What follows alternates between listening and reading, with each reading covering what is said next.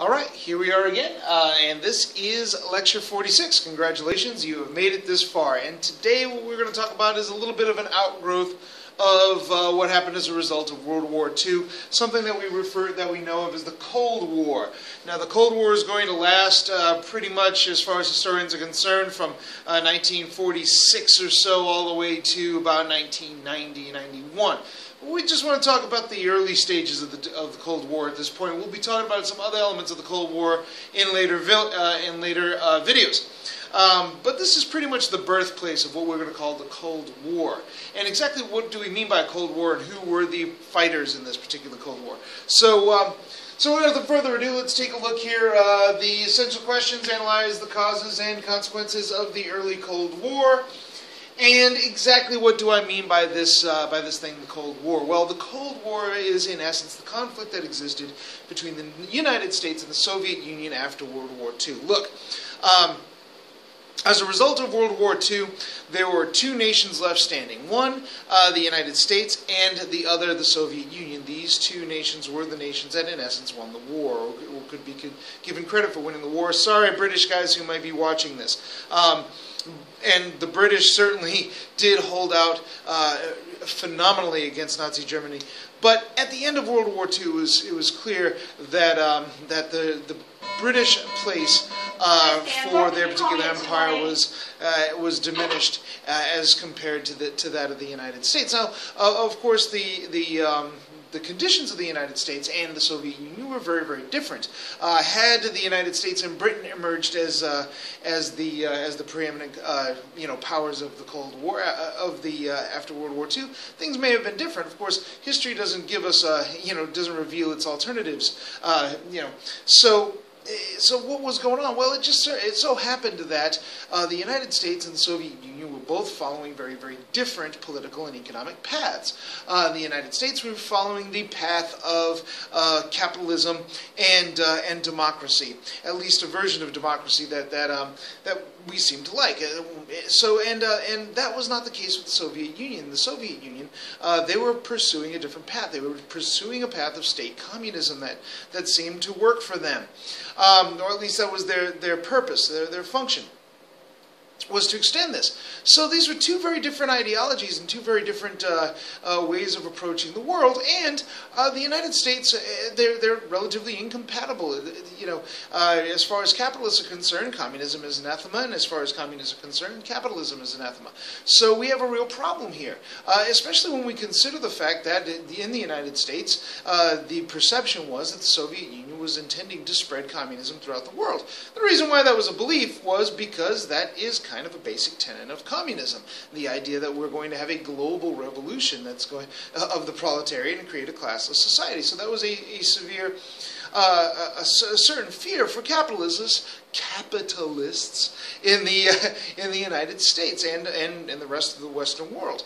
And communists also had a real fear of the spread of capitalism throughout the world. That the idea that capitalists wanted to spread their influence and their policies, and well, they had a reason for that as well. Yes, capitalism does want to open up new markets across the world, and historically we have seen that has taken the shape of imperialism and colonialism and things along those lines that are relatively negative. So both sides had some reasons to distrust each other. Add on top of that the fact that after the war, the United States had a super bomb, an atomic bomb. Add on top of the fact that during World War II, the United States emerged from World War II relatively unscathed as far as its industries and its infrastructure was concerned. And that was not the case for the Soviet Union.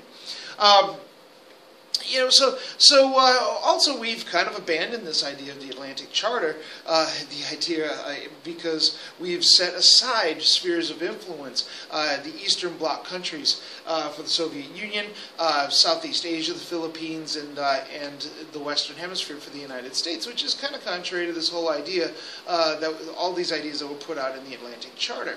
Of course, the big issue is going to be the atomic bomb, and it's going to be a huge issue because in 1949, the Soviet Union is going to get the bomb. Now we're going to have two superpowers with atomic bombs. This is a real problem. Well, actually, Britain also has atomic bombs at this stage of the game.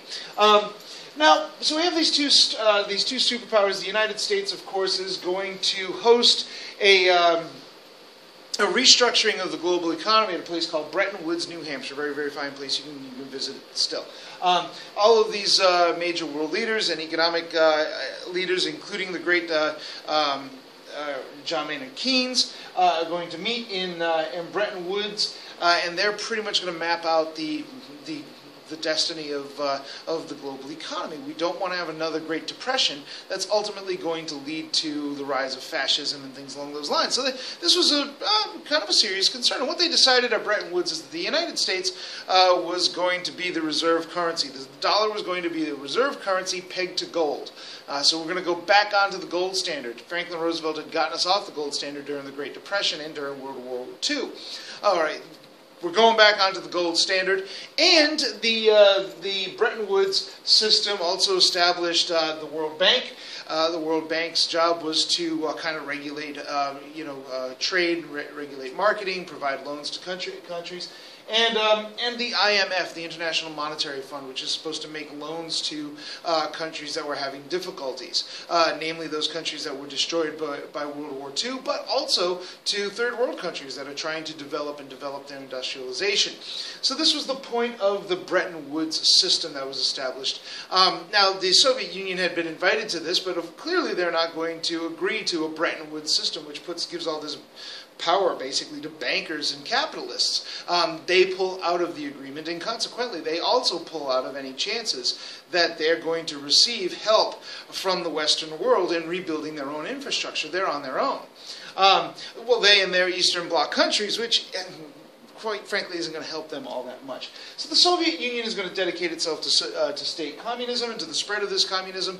The United States and the Western world is going to dedicate itself to the establishment of global capitalism.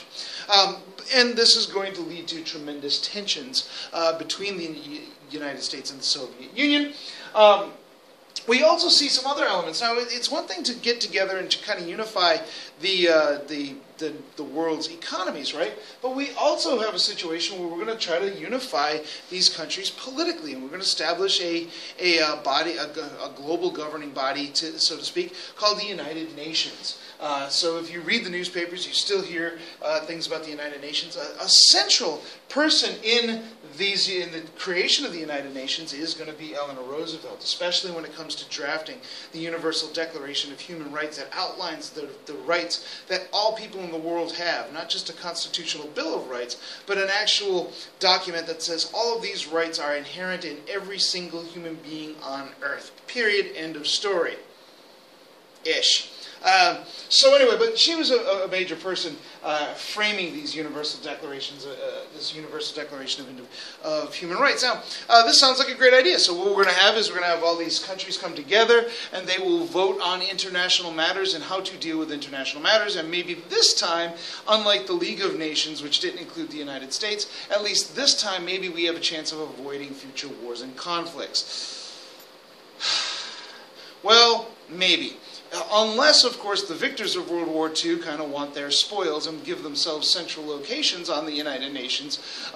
Well, that's exactly what happened. Of course, the victors of World War II, China, the United States, the Soviet Union, Britain and France are going to give themselves seats on what's called the Security Council. They're permanent seats. They can't be voted down. And any one nation on the Security Council can veto the desires of everybody in the United Nations. This is really going to be a problem. Now, we're going to add some other temporary members of the Security Council as we go along. But these big five members are central members of the Security Council.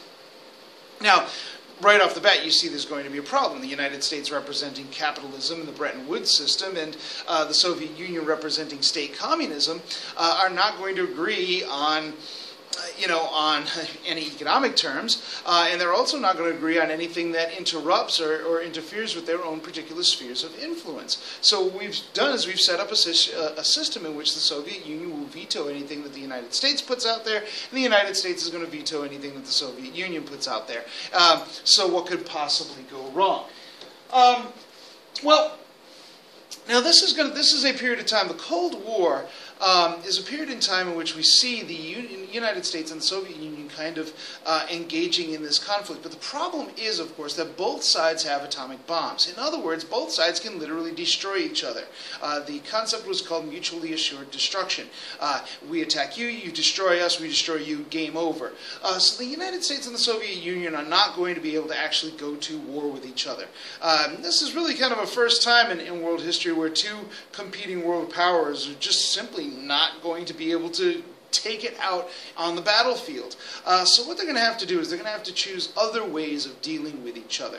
And of course, the one thing that they both are trying to do is that there's two things that both sides want to do. They both want to extend their own influence throughout the world, and that means that they're going to have to, contain or sabotage the influence of others. And this is also going, because of this threat and the extent of this threat, an awful lot of power is going to be put into the hands of the president as far as foreign policy is concerned. So oftentimes U.S. history covers the progressive era and the imperialist era, but then once you hit World War II, you start to see that American history simply breaks down to the presidential administrations.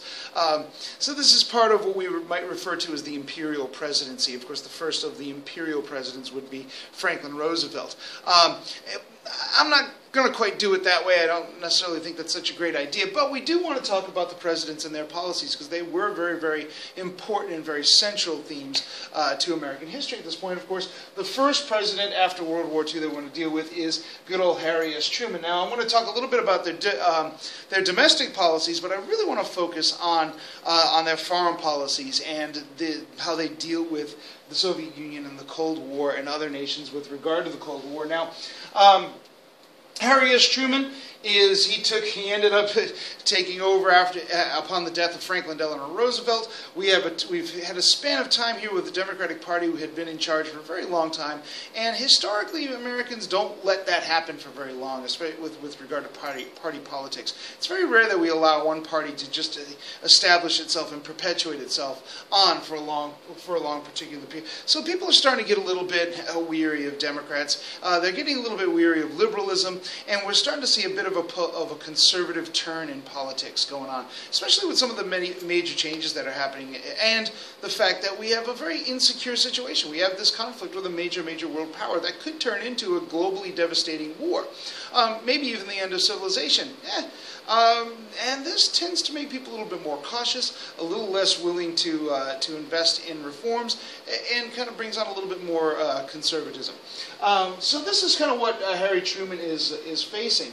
And he, right off the bat, he's very anti-communist, and he's very rabidly anti-communist, and he decides he's going to hit upon a plan called containment. It's called the Truman Doctrine. What was happening is that there was a conflict going on in Greece and Turkey with communists in those countries trying to gain power, and he figured that the United States can't just sit back and let there be potential communist governments in Greece and in Turkey. So he decides that he is going to intervene.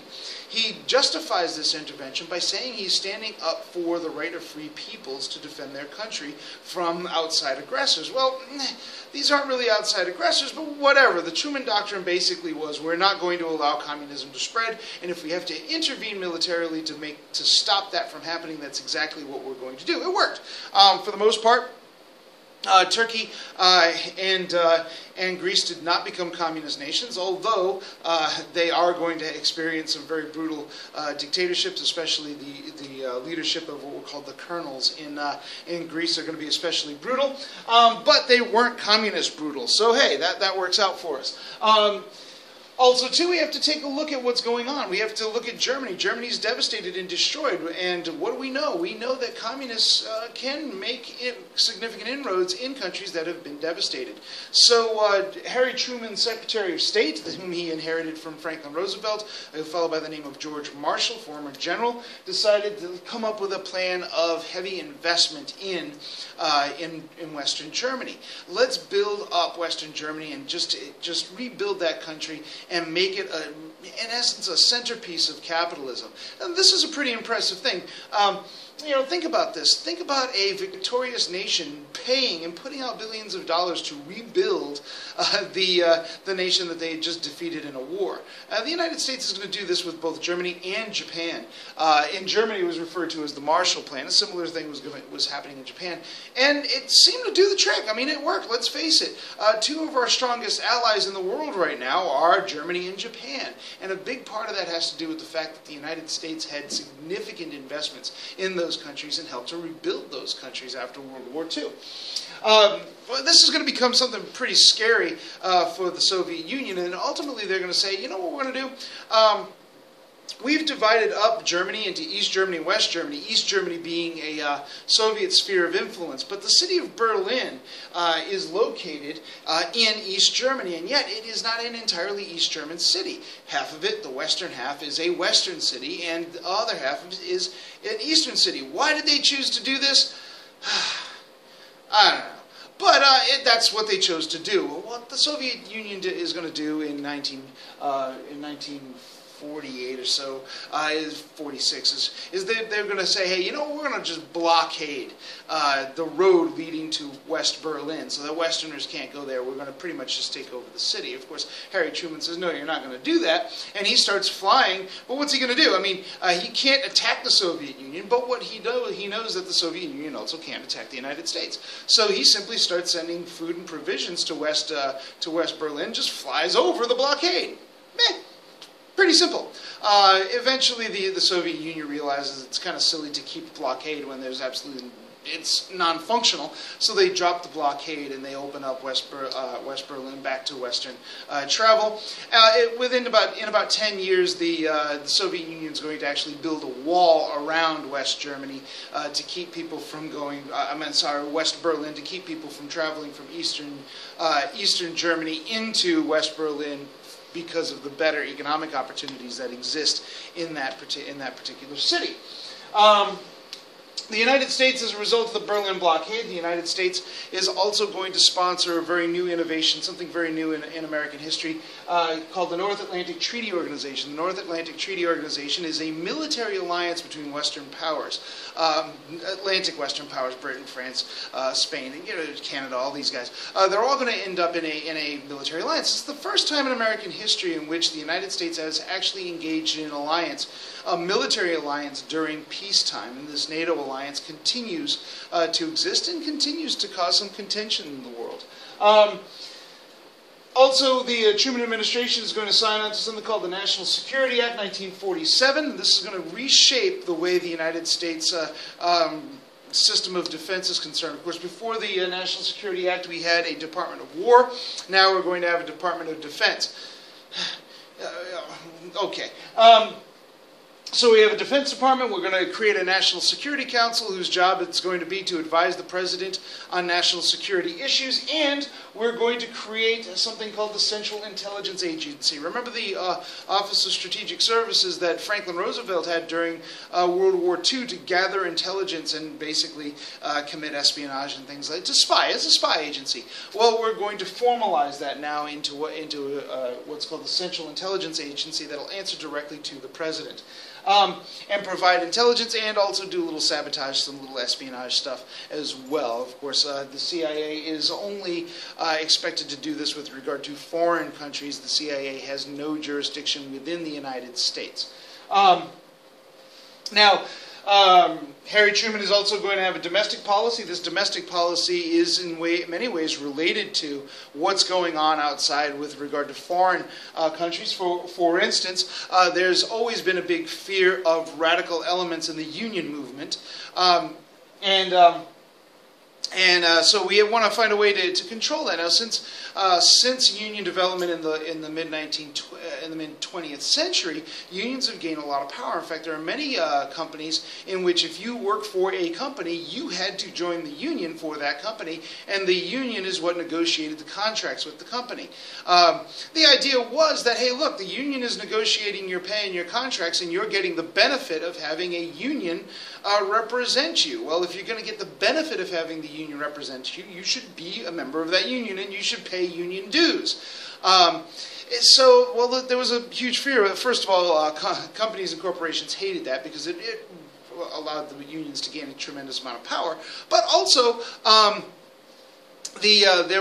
now they had this added fear that, of course, there are going to be communists and socialists in these unions, and you're basically telling people that they had to join an organization that may be led and run by socialists and communists.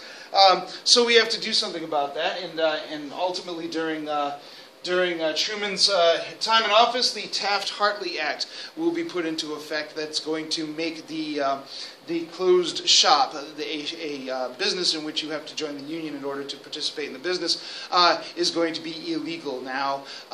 Now people who go into the business do not have to join the union. And it's also going to put restrictions on union organizing and union negotiation and things along those lines. It was largely an anti-union bill. And so another thing another part of the Fair Deal, the Fair Deal was Harry Truman's program for national development that I don't have here, is Harry Truman is going to do something really, really radical. He's going to desegregate the armed forces for the first time in American history. He says it's absolutely outrageous that we just fought a war against the ultimate racist, Adolf Hitler, with a segregated army. That's not going to happen. So he actually desegregates the armed forces, and he institutes some relatively modest civil rights stuff. We're going to talk about that in the next lecture when we talk about civil rights. Well, this is going to be a real problem for him. Now, overall, Truman was not a particularly liberal. He was not a major New Dealer. His Fair Deal was kind of a New Deal light. And this is going to be a real problem for him in the election of 1948, where he actually has to run for president in his own right. He just doesn't just inherit the presidency. Henry Wallace, for instance, is a major progressive figure at that time, and he was a major advisor for Franklin Roosevelt. He was Franklin Roosevelt's vice president at one point. He's going to run for office against Harry Truman, kind of from the left end of the Democratic spectrum, and he's going to run as a progressive candidate. Also, too, because of some of these new civil rights ideas that were coming up at the time, there were a lot of Southern Democrats that were very, very upset with Harry Truman, and they are actually going to they're going to kind of split off and become what's called Dixiecrats. I'll just write that down here. Dixiecrats. These are Dixiecrats, are the people who they were Democrats who wanted to preserve segregation and Jim Crow, and they're kind of seeing the writing on the wall here. We had Franklin Roosevelt giving fair treatment to African Americans during World War II. We have Harry Truman desegregating the armed forces. This is becoming a problem here. So they're going to run their own candidate, a fellow by the name of Strom Thurmond. Is going to run against Harry Truman. Plus, Harry Truman has to run against the Republican candidate for office, a guy by the name of Thomas Dewey, a very, very popular politician at the time. In fact, the odds were against him. Everybody pretty much understood that this was the end of the line for the Democrats and Thomas Dewey was going to win. However, in 1948, as just a result of a squeaker of an election, relatively close election, actually Harry Truman does, in fact, pull this off. So this is actually a primary source, a photograph of that time period in which the Chicago Daily Tribune had basically called the election for Thomas Dewey and had run the headline, "Dewey defeats Truman." It was a little bit premature. In fact, Harry Truman had defeated Dewey, and this is, of course, a great ironic and iconic picture of Harry Truman holding up and smiling mockingly at this headline of his defeat, which was called prematurely. Now, his policy was a policy of containment. We're going to contain the spread of communism where it is. We're no longer going to allow communism to spread anywhere further than where it is. This is going to be a huge problem for him because in 1949, 1950, a big chunk of the world actually goes communist. It turns out that China, the erstwhile ally of the United States during World War II, ruled and kind of run by the Chinese nationalists under Chiang Kai-shek, or Zheng Xiaomin, depending on which text you read. Well, it turns out that he wasn't a particularly competent leader. In fact, in many ways, he was very corrupt, and in some cases, very, very brutal in maintaining his power. And a lot of people in China turned to the communist leader Mao Zedong. Mao Zedong will ultimately lead a civil war against the nationalists and win, and China will become a communist nation in its own right. Harry Truman gets blamed for this because apparently he had control over Chinese policy that nobody else seemed to know about. Either way, this was considered to be a loss. We lost China. Why did you let us lose China, Harry? Of course, to err is Truman, right? Well, of course he didn't, but this is the perception of the time. Well, this is going to become a huge problem in Korea. Now, Korea, as a result of World War II, the Yalta Conference, Korea had been invaded by the Soviet Union. And Southern Korea had been invaded by the United States, and the goal was, of course, to get the Japanese out of Korea, and they did that. But now you have these two armies kind of facing each other, and what are we going to do? Well, what they decided to do was they decided to divide North Korea in half at the 38th parallel, and call it cool. So the Northern Korea would be a communist country, Southern Korea would be a capitalist country, and this would be a wonderful thing. Well, around 1950 or so, what's going to end up happening is the North Koreans are going to invade South Korea. Now, at the time, Joseph Stalin, the premier of Russia, Soviet Union rather, he doesn't think that the United States is going to get involved in this situation. Well, he was wrong. Harry Truman had a very strict containment policy, and he is going to send the great General Douglas MacArthur to resolve this issue and to bring South Korea back into the fold. And Douglas MacArthur does, in fact, plan a brilliant campaign. In fact, his campaign was so brilliant that he actually was able to push. Now, this is an interesting thing. This wasn't just the United States now. This was actually the United Nations working on this.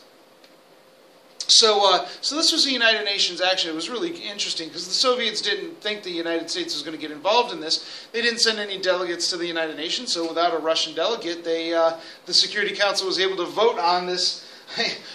Was able to vote to send UN troops into Korea and get the communists back across the 38th parallel. Well, Douglas MacArthur actually overdid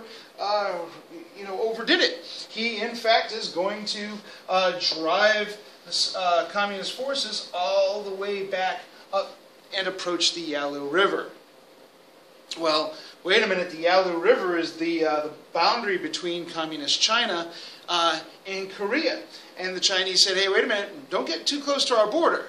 We're going to stay out of this fight and let you do what you need to do, but 38th parallel, that's it. Don't go further than that, and certainly don't approach our border. Well, Harry Truman and Douglas MacArthur decide to push their luck, and in fact they do, and that's when the Chinese get involved, and they end up pushing UN forces all the way back again.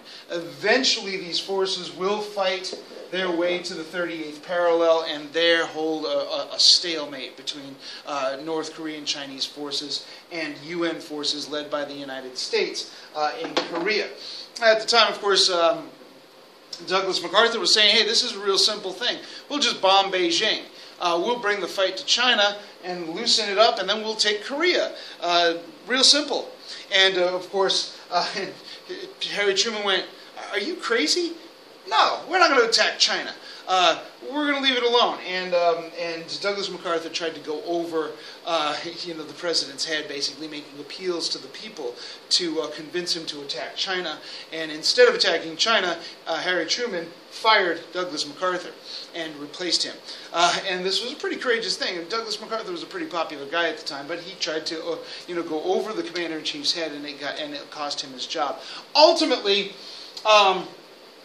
the United States is going to sign a ceasefire and a truce with Korea, and we're going to be right back where we started from with a 38th parallel that is still guarded by communist North Korean forces and by U.S. forces in South Korea. You may, the American viewers here, may have relatives who were in the military and spent time on military bases in South Korea.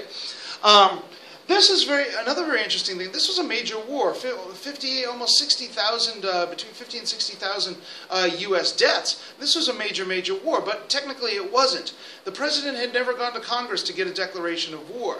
This was considered to be a UN police action, and therefore the president was able to do it without a congressional declaration of war. That's a tremendous amount of power, and this is really the first, well, not really the first time, but a war like this, of this magnitude, without an actual declaration of war from Congress, was something that was just simply unheard of.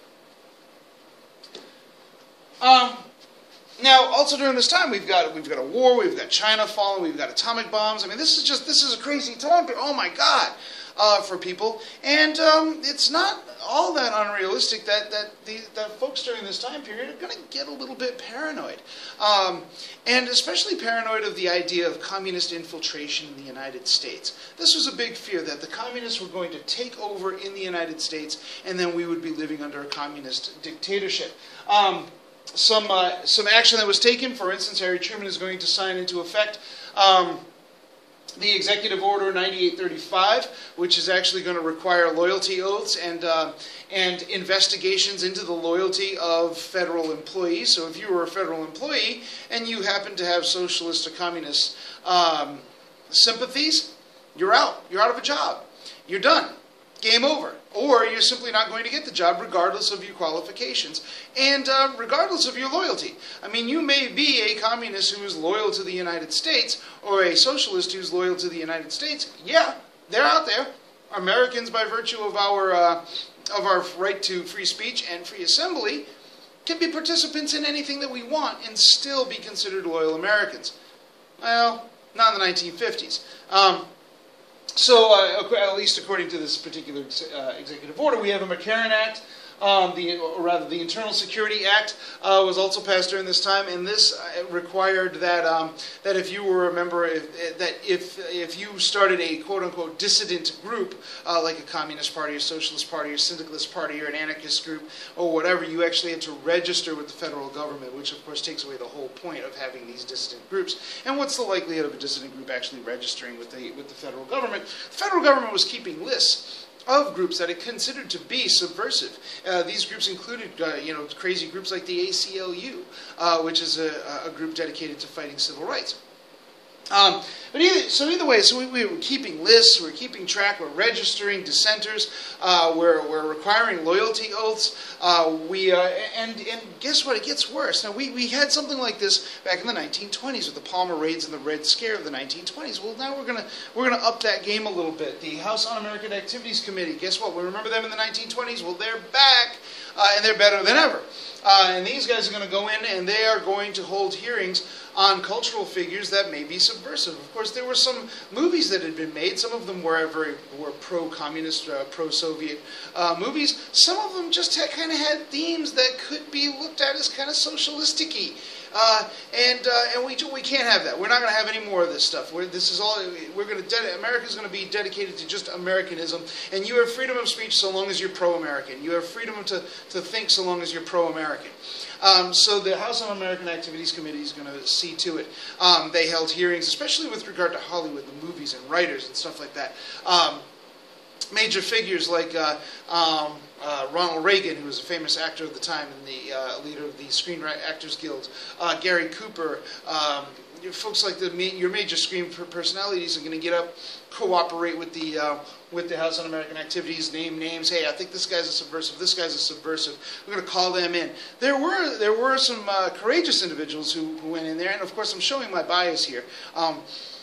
As far as labeling the folks like the Hollywood 10, these were writers and producers and directors who refused to participate in the House Un-American Activities Committee. And again, I'm showing my bias by referring to them as courageous. Of course, others might refer to them as traitors and disloyal. In this case, regardless of how you feel, I think, these folks were up in front of a congressional committee, and when asked questions about their political ideas and their political beliefs, they basically told the committee, it's none of your business. The great Pete Seeger was called in front of these guys. Said, "Hey, have you ever played in front of for communist organizations?" And Pete Seeger said, "That's really none of your business. I play for all kinds of people. I've played for churches and for young Republican leagues, and so, all kinds of people I've played for. It's none of your business what my beliefs are, or who I've played for, and it's certainly none of your business who my friends are."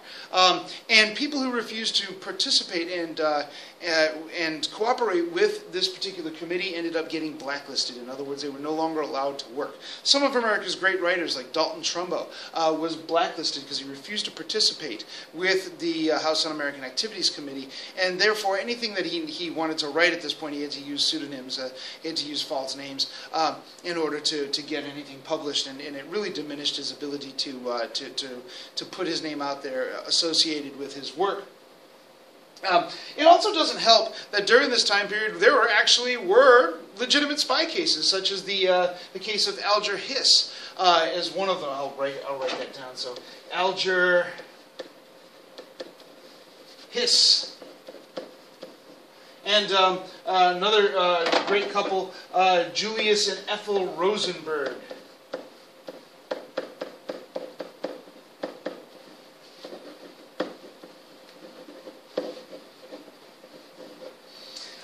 These were folks who, come to find out, they were accused of selling state secrets to the Soviet Union. In the case of Alger Hiss, probably true. In the case of Julius Rosenberg, probably true. In the case of Ethel, probably not. Doesn't matter. We executed her anyway. But either way, these were cases that were very, very prominent during the 1950s. And it kind of scares people. There are spies amongst us, and there were. There were, in fact, spies amongst us, which doesn't necessarily mean that everybody who was a communist was a spy, or everybody who was a socialist was a spy. But that certainly seemed to be the opinion of this fellow here, a fellow by the name of Joseph McCarthy, and he was so prominent that his name is actually becomes the term that we use to describe this particular period in time, the McCarthy era, time of extreme paranoia and repression of radical views, especially those of communists and socialists. Senator McCarthy here claimed to have a list of over 200 people who worked for the State Department, who were card-carrying members of the Communist Party or whatever. He never showed anybody this list. He investigated hundreds of people. Nobody was ever found to have been disloyal or a spy. Nobody was ever convicted. But lives were ruined, destroyed. All McCarthy had to do was basically point his finger at you, and he knew it. This was a power grab. And people wouldn't dare to get in his way, because if they got in his way and they tried to say, "Hey, you're kind of pushing it here. What are you doing?" Well, he'd say, "Well, you must be a communist," and he'd destroy your career and the career of everybody around you. It was absolutely devastating. But at one point, of course, he goes after the U.S. Army, and these hearings become televised. And it is to the credit of the major journalists of that time, especially Edward R. Murrow, for exposing McCarthy for the bully that he was. And ultimately, once these hearings became televised and people actually got to see McCarthy and the things that he was doing, people started to reevaluate their own positions on this. They started to realize, whoa, wait a minute, things have gotten to a crazy extreme. And pretty much they turned their back on Joseph McCarthy. McCarthy will die 3 years later of blowing out his liver from drinking. Not a particularly proud moment in American history, as far as I'm concerned. In 1952, politically, we do start to shift the political winds a bit. Of course, Harry Truman was never a particularly popular president.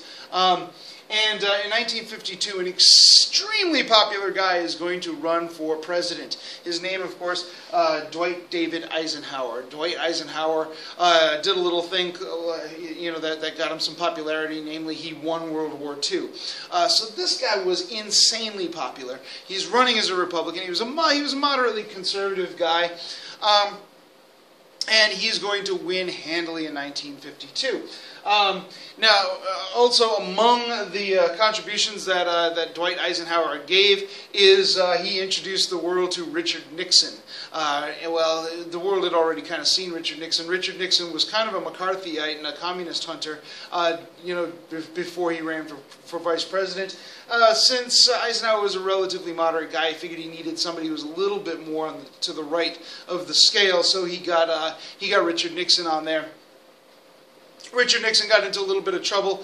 He was accused of benefiting from campaign contributions, financially benefiting from campaign contributions. He gets up on television. He gives what was called the Checkers speech, in which he said, "Hey, look, I'm not a crook. I didn't do anything wrong. The only gift that I have ever gotten was a little dog, and my kids loved the dog. We named him Checkers, and yes, that was a political gift, but we're going to keep the dog." And it kind of worked. It worked for him, and Eisenhower gets elected with his Vice President Richard Nixon. Now, for the most part, Eisenhower is going to follow a relatively, certainly not a New Dealer, but he is going to include some public spending programs. For instance, the Federal Highway Act, which was one of the largest public works projects in American history, and it is responsible for all of the freeways that we enjoy right now. This was done largely out of a sense of national defense. He realized that there was no way, the United States was a large country, and if it were invaded, there's no way really to move and ship goods relatively easy and safely. The railroads, yes, but you can't land a plane on a railroad car, right? So he had these huge freeways done for national defense purposes, and these freeways also had to have straightaways that were large enough to land airplanes on to help in the national defense. It also helps with business and trade and shipping of goods. It also makes it easier for you to go on vacation and get to Disneyland. But anyway. So the federal highway system, again, very, very major thing. Also, too, during his presidency, the Soviet Union had started the space race. They had, all of a sudden, there was this artificial man-made thing that was going around the Earth. Beep, beep, beep. It's called Sputnik. It was about this big. And it was the first satellite that was launched into orbit, and it was done by the Soviet Union. So it was understood that, well, wait a minute, if we're going to compete with the Soviet Union, we can't let them be the first ones into space. So what we need to do is we need to make investments in science and mathematics and engineering and all that kind of thing, what we would kind of refer to as STEM today. And he signs the National Defense Education Act. This is the first time which we actually see the federal government getting directly involved in education policy, which had historically been a state's issue.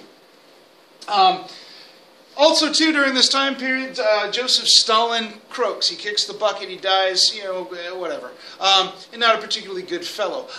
But he is going to be replaced by this handsome dog here, Nikita Khrushchev, who's going to kind of promote the Soviet Union and kind of move forward on this. Now, it was kind of understood between Khrushchev and Eisenhower, look, things are getting out of hand.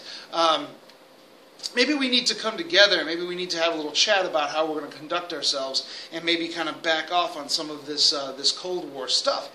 They do get together, they do, at least they come together informally, then they decide they're going to have a formal summit later on. Well, unfortunately, what's going to end up happening is, well, it turns out that the United States had spy planes flying over Russia, taking pictures of Russia. These planes flew very, very high altitude, and you couldn't shoot them down because they were up too high. You couldn't get anything up there to knock them down. Well, at least that's what we thought. And during this time, the Eisenhower administration, shortly before a formal summit between Khrushchev and Eisenhower, the Russians are going to shoot down one of these U-2 spy planes. The pilot's name was Gary Powers. Now, Eisenhower was going to say, hey, we don't know what you're talking about. This is all just Soviet propaganda. And the Soviets said, oh yeah, here's the pilot. And there was the pilot. Well, we're kind of stuck, all right? So Eisenhower had to admit, yeah, we've been spying on you guys. And Khrushchev says, yeah, well, so much for that whole summit thing that we had going on, right? The United States is also going to use the CIA to get involved in many areas of the world. We'll run through these. I mean, there's a whole bunch of them. These are the big guys. For instance, Iran. In Iran, there was a reformist leader by the name of Mohammad Mossadegh who had taken over in Iran. And the fear was, of course, that he was going to allow the Soviet Union to get access into the Middle East. So he had to go. He had to be taken out. The CIA, under the leadership of Kermit Roosevelt, Teddy Roosevelt's grandson, is actually going to work to overthrow Mossadegh and replace Mossadegh with a fellow by the name of Reza Shah Pahlavi, who actually turned out to be a very brutal dictator. It was not a good move on the part of the United States, and ultimately is probably the basis for our current conflicts with Iran. Also, too, in Central America, another reformer by the name of Jacobo Arbenz is going to be elected president in Guatemala, and he's going to start putting into effect all kinds of land reforms. Well, this is a huge problem considering that a major U.S. corporation owned most of the land in Guatemala, so Arbenz had to go. So the United States, under Alan Dulles, who happened to be on the board of directors of United Fruit, helps to overthrow Jacobo Arbenz in Guatemala. Of course, Guatemala has never recovered from that. But probably the most directly is early interventions in Indochina, specifically Vietnam. Vietnam had a communist uprising under the leadership of a fellow by the name of Ho Chi Minh, and his group was known as the Viet Minh. And the United States is going to send some CIA operatives into Vietnam to kind of help defeat the Viet Minh. But the Viet Minh was extremely popular in Vietnam. Ultimately, they will reach an agreement in what were called the Geneva Accords, which came to an agreement very similar to Korea's. We'll simply divide the country in half. North Vietnam can be communist. South Vietnam will be capitalist under the leadership of a fellow by the name of Ngo Dinh Diem. Well, again, Ngo Dinh Diem was not a particularly good leader and was a fairly brutal dictator, but he was our brutal dictator, so we're going to hold him up there. Well, what could possibly go wrong in Vietnam? Now, Eisenhower was a follower of what was known as the domino theory. The idea that if you let one country fall to communism, then all of the other countries will fall around, around them, and you won't be able to contain. So this domino theory is kind of an extension of the Truman Doctrine. However, Eisenhower did become very, very concerned with the amount of money that was being spent in the military budget, and the fact that there were there were corporations that were profiting from this, tremendously from this, and these guys were lobbying politicians to spend more money on defense. Eisenhower started to become very alarmed with this, and in his farewell address, probably the second most famous farewell address in American presidential history, he warned the United States against the encroachment of this military-industrial complex. We're moving on to Kennedy. I know this is going long, but just bear with me a minute here. There's a lot of stuff, and I'm really kind of racing through it as fast as I can. Now, 1960, John F. Kennedy, senator, relatively inexperienced senator from Massachusetts, is going to run against the former Vice President Richard Nixon in an absolute squeaker of an election. It sure looked like Richard Nixon was going to win, but President Kennedy did win, largely because he was much more adept at using television. We start to see for the first time the idea that television is going to be a major player in political elections, and it sure has. Right. During the Kennedy-Nixon debates, those people who watched the debates on television said that Kennedy won. He was very poised. He looked good on TV. Those people who listened to it on the radio said that Nixon won. There may be some sociological problems with that analysis, but either way, it does demonstrate the power of television. Now, President Kennedy's domestic policies were relatively modest, some tax cuts, but he did have, he offered something called a new frontier, and the idea was to kind of restore American self-image, the idea that American is destined for greatness. So some of his ideas were pretty big, major ideas. So for instance, the Peace Corps, the idea that we're going to have American volunteers go all over the world to help, help people all over the world, and therefore kind of become good emissaries of the United States. He's also going to jack up the space race considerably. Now, Eisenhower, of course, started the space race with the formation of NASA, the National Aeronautics and Space Administration. But Kennedy's going to say, hey, you know what we're going to do? We're going to put a man on the moon by the end of the decade, and that'll show him. So, of course, we're going to have get into this competition with the Soviet Union. But, of course, we're talking about the Cold War, and under Kennedy, the Cold War is going to heat up. In fact, it's going to boil over. We're going to come really, really wicked close to just blowing the whole thing apart, literally. It's going to start, of course, we're going back to Vietnam, and there's more and more. Ngo Dinh Diem was not a good leader. There's more and more resistance growing against Ngo Dinh Diem, and also Ho Chi Minh was insanely popular. So Kennedy and his administration are going to start to send lots and lots of soldiers, lots of mostly Green Berets, CIA operatives, and also combat troops into Vietnam. Ultimately, about 16,000 of them are going to be there to try to prop up Ngo Dinh Diem. And it's just simply not going to work. Ultimately, these guys are going to stand back and basically let Diem be assassinated. And maybe we could just, they didn't actually participate in the assassination, but maybe with the next guy will be a little bit better. He wasn't. But either way, so this is going on in Vietnam, and there is some indication that maybe President Kennedy was having some second thoughts with regard to Vietnam, although that's a contentious issue. Also in Latin America, there's a lot of communist and radical groups growing in Latin America. Kennedy figures, you know what we should do? We should have an alliance for progress, and we'll kind of create a Marshall Plan for Latin America. It worked pretty well with Germany, worked really well for Japan. Let's do it in Latin America. It didn't work so well in Latin America. The money did not necessarily get to where it needed to be.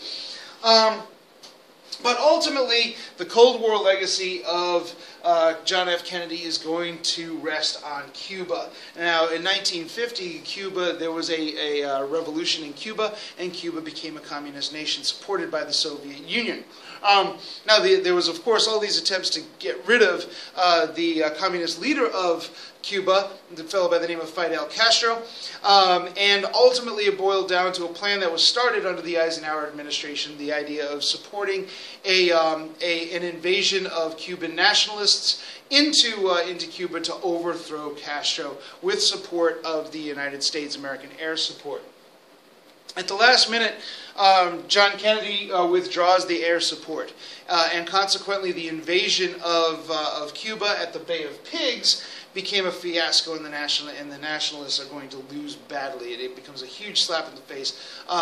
And Kennedy had to get on the TV and say, hey, my bad, I'm sorry, oops. And of course, the Kennedy administration just tried a whole bunch of ways to try to get rid of Castro, assassinate him, blowing up cigars, all kinds of crazy stuff. And none of it actually worked. But ultimately, it's going to boil down to a nuclear crisis. A U-2 spy plane flying over Cuba is going to discover that there are Soviet missiles in Cuba. The Soviet Union had shipped nuclear warheads to Cuba and were setting them up. The reason they did that is because there were U.S. nuclear warheads in Turkey aimed at the Soviet Union. So they figured, let's do this both. Well, John F. Kennedy's going to say, we're not going to let you do that. You got to take these missiles down. And he puts an embargo on Cuba, and he blockades it off from any more Soviet ships. Soviet ships start coming toward Cuba. They're blocked by the United States. And this looked like a huge standoff between Kennedy and Khrushchev. And it almost got to the point where all we have to do is push the button and it's game over. However, it didn't work that way. Khrushchev eventually backs down and says, all right, we'll take the missiles out. But if we're going to take the missiles out, you got to take the missiles out of Turkey. Well, Kennedy was planning on taking the missiles out of Turkey anyway. They were outdated missiles.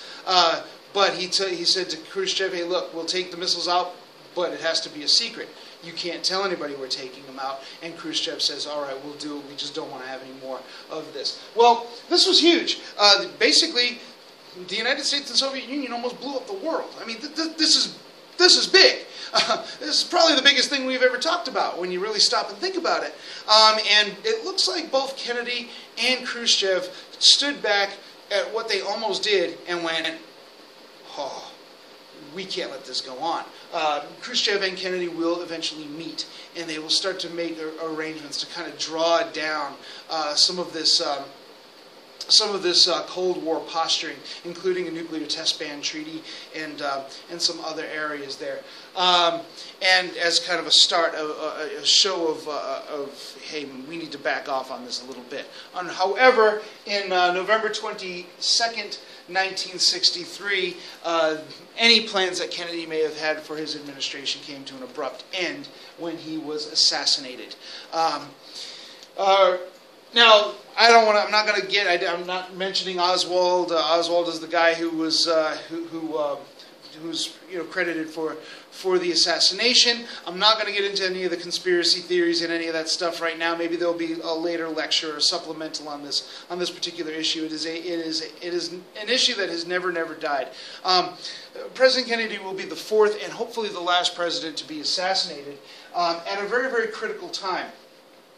And I want to give the last word here to Nikita Khrushchev, who wrote a letter to Lyndon Johnson, the incoming president after Kennedy's assassination, in which he says, "The death of J.F. Kennedy is a hard blow to all people who cherish the cause of peace.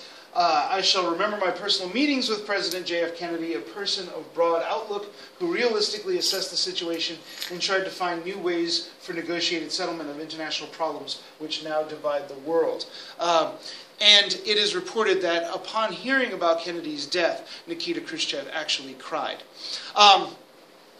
Pretty powerful stuff. A commission was set up to investigate the assassination of John F. Kennedy. It was called the Warren Commission.